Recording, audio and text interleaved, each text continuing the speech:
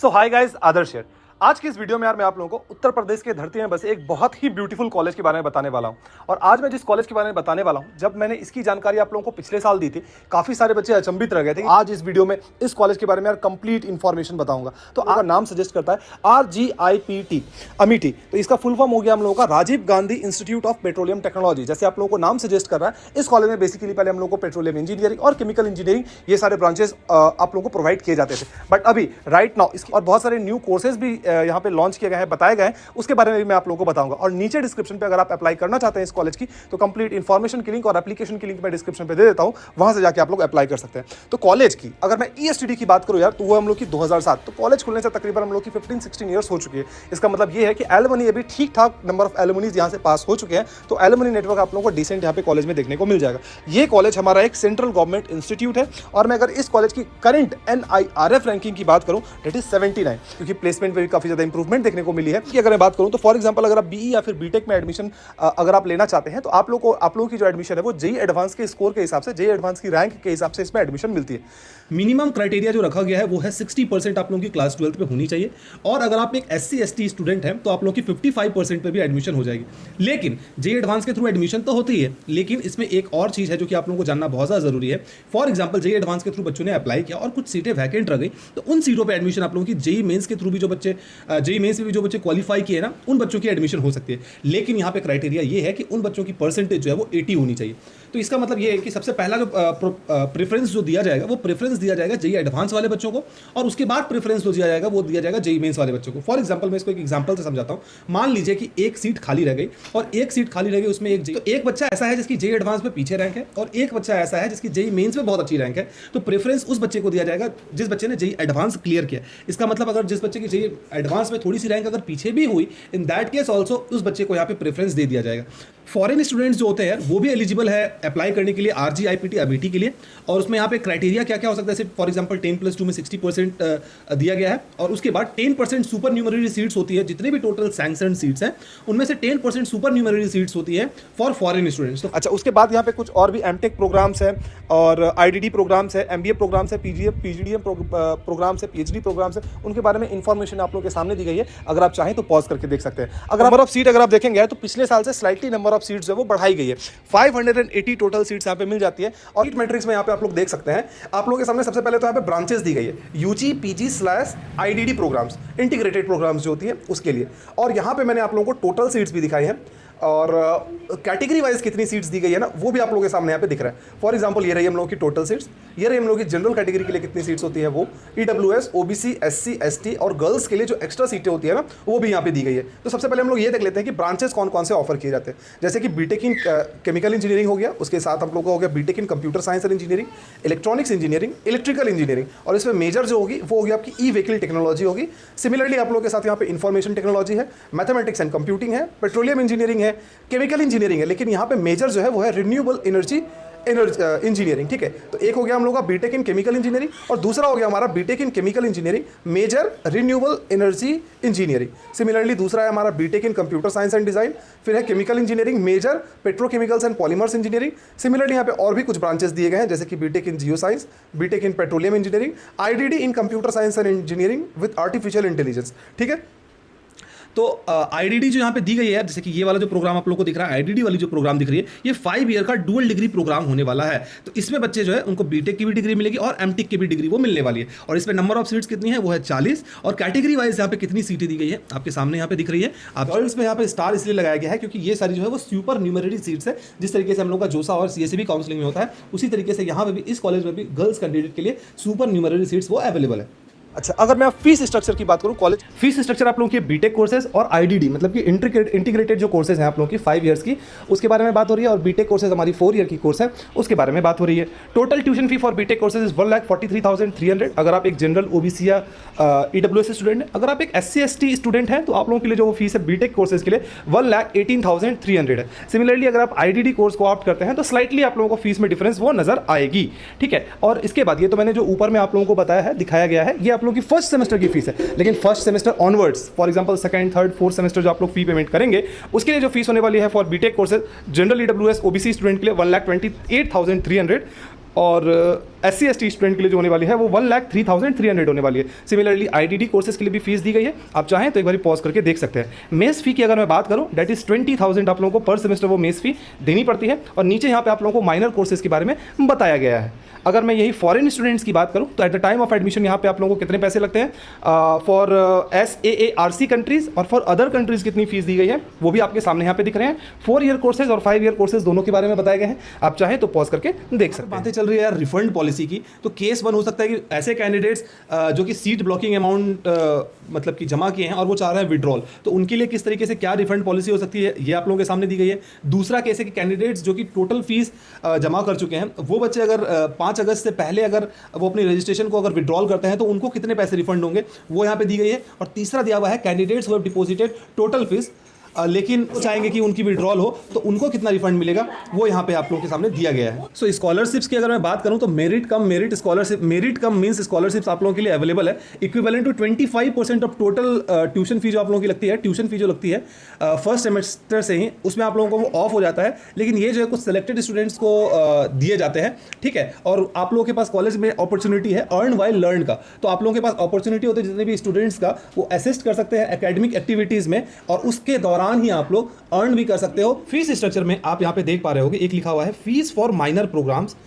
Commencing from 3rd semester. अगर आप लोग माइनर प्रोग्राम लेते हैं तो माइनर प्रोग्राम के लिए आप लोगों को 10,000 पर सेमेस्टर देना पड़ता है।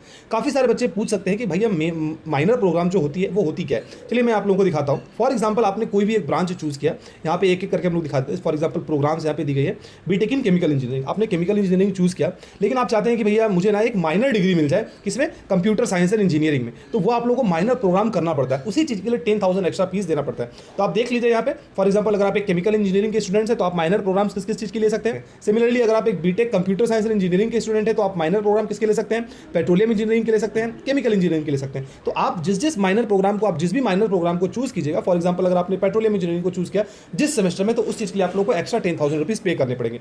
सिमिलरली यहाँ पे जो और भी डिफरेंट ब्रांचेज हैं, उन ब्रांचेज के लिए कौन कौन से माइनर प्रोग्राम ऑफर किए जाते हैं, मैं एक बार धीरे धीरे करके स्क्रॉल करता हूं, आप इसको एक बार पॉज करके देख सकते हैं। आपको जिस भी ब्रांच में एडमिशन होगी उस ब्रांच में कौन कौन से माइनर प्रोग्राम है यहाँ पे साफ साफ मेंशन किए गए हैं, ठीक है। आप लोगों को लिंक दिए, अगर आप लिंक पे जाओगे तो ये आप लोगों को RGIPT के बारे में जो मैंने कंप्लीट इन्फॉर्मेशन दिया ना, यहाँ पे आप लोग आके हर एक चीज़ को देख सकते हैं कि किस तरीके से यहाँ पे बताई है।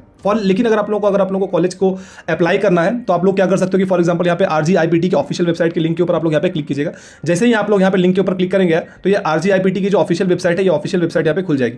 यहाँ पे आप लोगों को एडमिशन एक जोन मिल जाता है, तो अगर आप अप्लाई करना चाहते हैं तो इस एडमिशन जोन के ऊपर जाइएगा। एडमिशन जोन के ऊपर आप लोग यहाँ पे क्लिक करेंगे तो फिर यहाँ पे आप लोगों की एडमिशन जोन कंप्लीटली ओपन हो जाएगी, जहाँ पे आप लोगों को बीटेक एंड IDD डिप्लोमा जिस जगह भी आप लोगों को एडमिशन लेना है तो वहाँ के लिए आप लोग यहाँ पे क्लिक वो कर सकते हैं। लेकिन फॉर एग्जाम्पल अगर आप यहाँ पे चाहते हैं कि बीटेक और IDD प्रोग्राम में मुझे एडमिशन लेना है तो इसके ऊपर आप लोग यहाँ पे क्लिक कीजिएगा।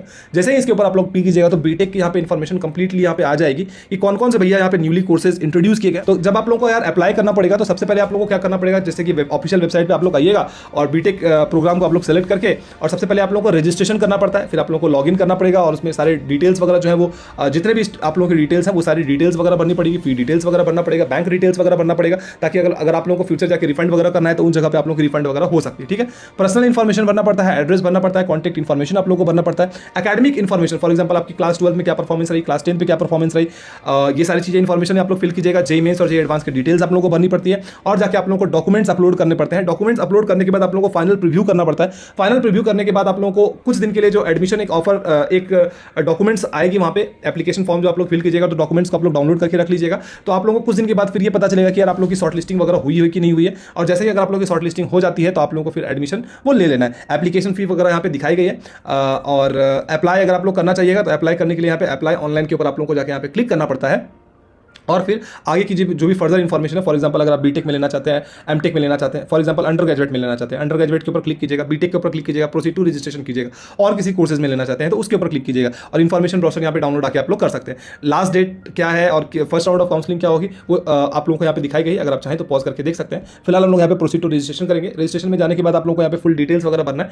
और आप लोगों को प्रोसीड करना है, ठीक है। कैंपस की बात करूँ तो कैंपस हम लोग का काफ़ी बड़ा कैंपस है, अप्रॉक्सीमेटली 50 एकड़ 47 एकड़ प्रिसाइज इसकी कैंपस है। अप्रॉक्सीमेटली आप लोग कह सकते हैं 50 एकर्स है। अगर आप इस कॉलेज में नंबर ऑफ स्टूडेंट्स देखेंगे तो नंबर ऑफ स्टूडेंट्स बहुत ज़्यादा नहीं है, जैसे कि मैंने शुरुआत में भी दिखाया। टोटल इनटेक फॉर 2023 जो इस बार की सेशन है बीटेक आईडीडी प्रोग्राम्स के लिए कितनी है, 580 है। और भी अगर आप आईआईटीज एनआईटीज देखेंगे तो वहाँ पे नंबर ऑफ इनटेक्स काफ़ी ज़्यादा होती है। तो कॉलेज में इनटेक काफ़ी कम है, पहले से भी बहुत कम नंबर ऑफ स्टूडेंट्स पढ़ रहे थे। तो 47 एकड़ जो आप लोगों की ज़मीन है, अप्रॉक्सीमेटली 50 एकड़ की जो ज़मीन है आप लोगों की लैंड है, वो बहुत ही ज़्यादा लश ग्रीन और बहुत ही ज़्यादा ब्यूटीफुल तरीके से बनाई गई है। सारी इंफ्रास्ट्रक्चर फैसिलिटीज़ आप लोगों को मिल जाती है और कहीं पर भी आप लोगों को क्राउडेड नहीं लगेगा। कई बच्चे सोच सकते हैं कि भैया एनआईटीज वगैरह तो 150-200 एकड़ की होती है, ये तो 57 एकड़ की है। वहाँ पे नंबर ऑफ स्टूडेंट भी बहुत ज़्यादा होते हैं, नंबर ऑफ कोर्सेज भी बहुत ज़्यादा होते हैं, नंबर ऑफ प्रोग्राम्स भी बहुत ज़्यादा होती है।